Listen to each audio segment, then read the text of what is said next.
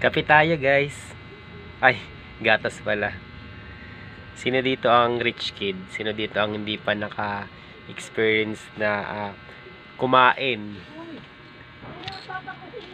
Akala ko ako. Sino dito ang hindi pa naka-experience kumain ng kanin na may gatas? Ito, gatas. Dahil 6 PM lang naman ngayon, magmimerienda tayo ng gatas na may kanin.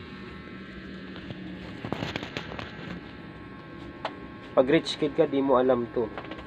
Hindi ka pa nakatikim ng ganito. Nana. Pero ikaw, Taras, naranasan mo rin magkumain ng ganito? Oo. Kahit kape, isasawsaw mo sa ano? Nakabusog ko yun to. Nung maliit pa ako, ganito yung pinapaano sa amin. Ano anak ni Irene? Michael? Ano yan? Kapanin. Almusal, pwede ito sa almusal eh. Nag-aaway Tsaka sa hapon. Pag hindi yan ang ulam.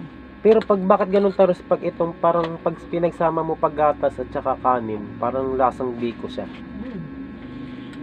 Parang lasang biko. Okay. Gatas eh.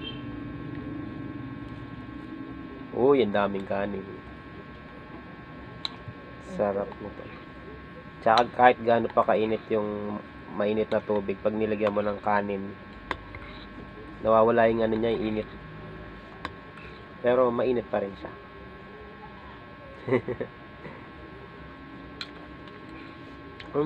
Lasang ano siya kakanin?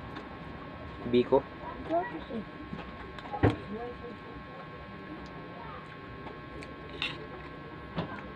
Pwede nyo naman gawin to, ano, kung gusto nyo kape, depende sa inyo. Kape, Milo, gatas. Yan. Pang ano to, pang matagalang busog. Ha? Pang matagalang gutom. Ha? Pang matagalang gutom. Pang matagalang gutom pala. Pag tirinay nyo to, mabigat siya sa tiyan. Hindi agad kayo magugutom. Pero mas masarap, try nyo yung gatas. Tsaka tong kanin, yung bahaw nyo. At talaga, lasang biko. Tapos matigas-tigas pa ng konti yung kanin. Sarap. Sarap.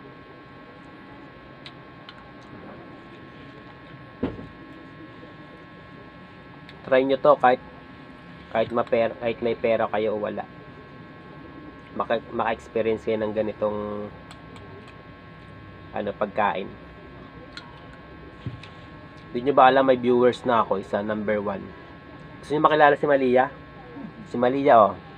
Number 1 fan ko yan eh. Lagi nanonood sa ano ko yan eh. Malia, oh. Malia. Malia. Oh, tawag ka nila, oh. Oo.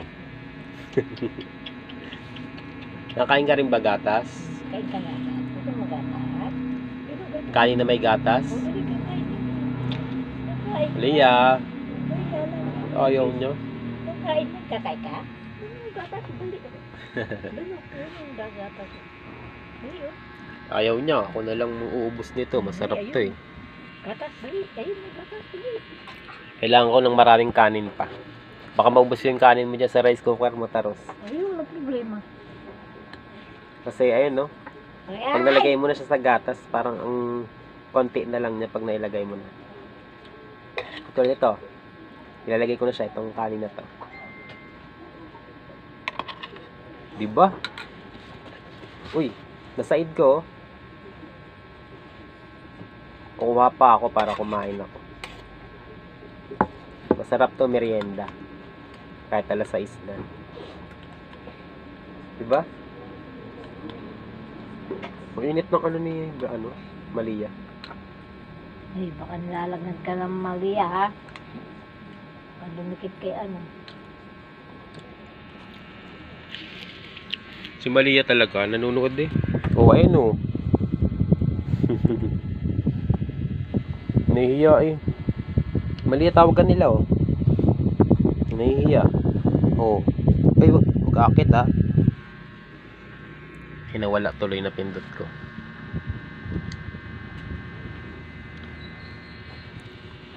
Rich kid ka kung hindi ka nakaranas ng ganito kumain.